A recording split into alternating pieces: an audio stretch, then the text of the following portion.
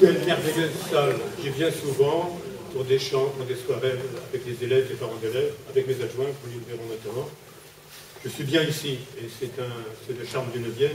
Madame la ministre, chère Georges Paul Langevin, que je retrouve ici, Madame la vice-présidente de la région Île-de-France, Mesdames les maires, Monsieur le directeur de l'Académie, Madame la proviseure, Mesdames et Messieurs, chers élèves, c'est une grande joie pour moi d'être présent à vos côtés ce soir pour la célébration de ce centenaire du lycée Jules Ferry. D'abord en tant que maire du 9e arrondissement, bien sûr, puisque le lycée Jules Ferry fait partie de l'histoire et du patrimoine du 9e, et largement naturellement de Paris et de bien au-delà. Mais également en tant qu'ancien inspecteur général de l'éducation nationale, puisque j'ai appartenu à la grande maison qui est l'éducation nationale, que j'ai quitté alors que ça ne se passait pas très bien pour elle, que je retrouve dans d'autres conditions et j'en suis à la fois fier et ému. Enfin, en tant que citoyen, parce que le lycée Jules Ferry est une institution républicaine, qui a toujours su porter haut les principes et les valeurs de notre République, les faire vivre tous les jours et sur le long terme. Le premier des principes républicains, c'est sans aucun doute l'égalité. À l'école, tout enfant, tout élève, quelle que soit son origine, sa situation sociale, peut avoir les mêmes chances qu'un autre. C'est lui et lui seul qui importe. Il est l'égal de tous les autres. L'école doit lui donner les mêmes chances que tous les autres et lui permettre de réussir.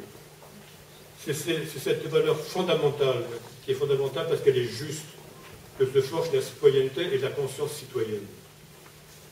Tout aussi fondamental à l'école est le principe de laïcité. L'école est un lieu où l'on acquiert des connaissances, où l'on découvre, où l'on débat, on réfléchit, on argumente, y compris vivement parfois. C'est le lieu où, comme le souligne d'ailleurs la nouvelle charte de la laïcité à l'école, aucun sujet n'est exclu du questionnement scientifique ou pédagogique. Et c'est tant mieux. Parce que c'est ainsi qu'on apprend à penser par soi-même. C'est aussi à l'écoute à l'école que nous forgeons notre liberté d'homme et de femme, indissociable de la liberté de conscience.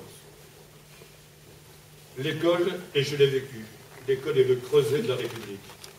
À travers ce qui est fait pour la construire, pour lui donner l'élan tribut nécessaire pour la porter vers l'avenir, c'est la nation qui est servie.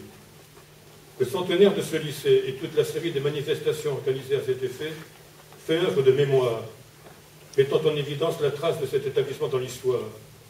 Il en signe aussi la modernité et la capacité à s'engager avec détermination vers le futur.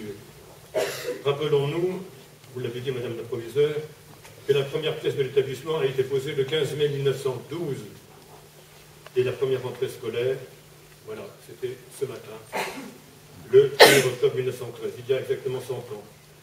C'était déjà à l'époque un lycée novateur, car il s'agissait d'un lycée de jeunes filles, le 7e du département de la Seine de l'époque, avec notamment Fénelon et Lamartine. Sous la figure tutélaire de Jules Ferry, décédé 10 ans plus tôt, ce nouveau lycée s'est distingué dès sa création par une pédagogie nouvelle dans les classes enfantines. Pédagogie qui était inspirée du mouvement de l'éducation nouvelle, qui veut que l'apprentissage soit un facteur de progrès social de la personne, du progrès global de la personne, avant d'être une accumulation de connaissances. En 1917, le lycée Jules Ferry va plus loin et se dote d'une classe préparatoire à l'école centrale des arts et manufactures, ouvrant ainsi la formation des premières femmes ingénieures. Et oui, initiative presque révolutionnaire à l'époque. Bien que le chemin a été parcouru depuis, mais il reste beaucoup à faire, vous le savez bien. Le lycée Jules Ferry a connu bien des évolutions, toujours en prise avec son époque. Naturellement, Diane Curis l'a immortalisé en 1977 dans le film devenu culte, que vous pourrez revoir d'ailleurs dans la programmation du lycée, Diabolo Mort. Il évoque la France des années 60, la vie de jeunes lycéennes dans un monde en effervescence, tant pour les adolescents que pour les adultes. La cérémonie d'aujourd'hui ne fait qu'initier un programme plus vaste, visant à célébrer le centenaire du lycée, important pour mon arrondissement, pour le 9e arrondissement. Grâce à votre dynamisme, Madame la proviseure, pour avoir préparé ce centenaire depuis plus d'1 an maintenant, avec des expositions, des conférences, l'ouverture de ces portes à l'occasion de la Nuit Blanche le samedi prochain, nous pourrons mieux connaître le patrimoine de ce lycée. je termine en vous disant que je souhaite que le centenaire du lycée Jules Ferry soit l'occasion pour ses élèves, actuels et futurs, de s'approprier ou de se réapproprier ce lieu, de partager l'attachement que nous lui portons. À nous tous de faire vivre les valeurs de notre République à travers l'histoire et le patrimoine de ce grand lycée Jules Ferry. Nous en avons besoin et il le mérite vraiment bien. Merci.